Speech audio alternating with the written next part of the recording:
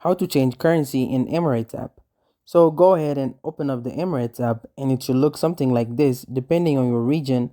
Now you can change the currency when you book a flight. So go to book and then choose your destination and your dates and then click search. And then when you search for a flight, it will show you most likely either in the country that you're in or in the country that you're flying from.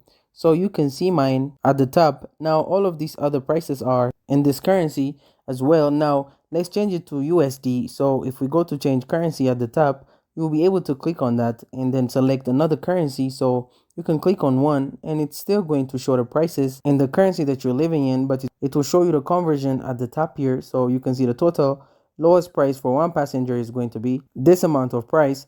If you click on each of these flights and select them, you can click on the best flight for you. And then at the end, it will convert the final price into USD. And that's the only way you can change the currency on the Emirates app. It only gives you an estimate, but that's it. Thank you guys for watching this video. If this video was helpful, don't forget to like and subscribe to my YouTube channel.